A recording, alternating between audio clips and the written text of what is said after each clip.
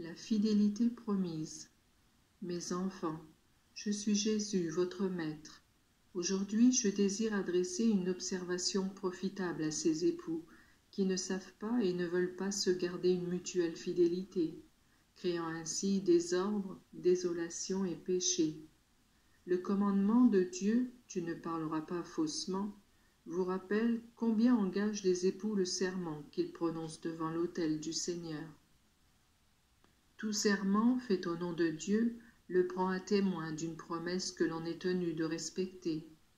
Dans le mariage, ce serment comprend l'amour, la fidélité et l'aide réciproque. Le serment engage l'homme à aimer la femme comme moi j'aime l'Église.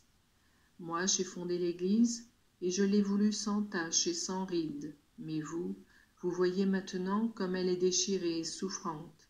Eh bien l'homme doit aimer son épouse même s'il découvre en elle des défauts, qui d'ailleurs sont communs à toutes les créatures. Comme moi je continue d'aimer l'Église en dépit des trahisons, des erreurs et des imperfections de ses membres. Le serment engage à aimer d'une manière complète et pour toujours, au point qu'un conjoint peut devenir adultère par le seul fait de désirer une autre personne. Quand le démon entre dans le cœur d'un conjoint, il le brûle du feu des passions et bouleverse son esprit, de sorte qu'il lui devient très difficile de voir juste. La foi s'affaiblit, on perd l'amour de la prière, et la pensée de Dieu n'affleure plus à l'esprit pour inciter à la réflexion. Ensuite, les enfants sont ceux qui supportent les conséquences d'une situation désordonnée, car leurs jeux ou leurs problèmes innocents n'attirent plus, mais deviennent insupportables et même odieux aux parents qui désirent ne pas les voir. La fidélité, qui dans le mariage par la volonté de Dieu ne peut jamais manquer, est considérée comme une chimère, et l'on cherche dans le plaisir et la diversité des amours l'assouvissement des sens et la joie de vivre. C'est toute une ruine. Les bons qui subissent ces affronts en souffrent et accomplissent sans plus aucun enthousiasme les devoirs familiaux qui devraient apporter aux membres de la famille le bien-être et le bonheur.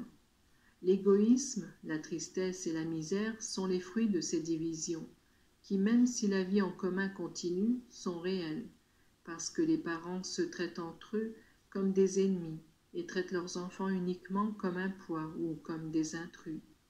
Que peut-on faire pour guérir ces plaies qui, en même temps que les familles, ruinent la société? Avant tout, il faut croire que Dieu peut et veut aider ses enfants. Il faut avoir des pensées de paix et le désir d'oublier de la manière la plus complète les infidélités subies pour prendre des mesures et soigner ces ruptures qui pourraient devenir définitives. En général, tout le monde a quelques défauts dont il doit s'accuser et se corriger. C'est pourquoi le fait de les reconnaître peut être d'un grand secours. On doit tenter par tous les moyens de rappeler le conjoint infidèle, mais surtout il faut de la fermeté et de la charité. Fermeté dans le rappel du serment sacré fait à Dieu devant l'autel, charité dans la compréhension de la faiblesse d'autrui et dans le fait d'aller à la rencontre du conjoint infidèle pour l'aider à se relever.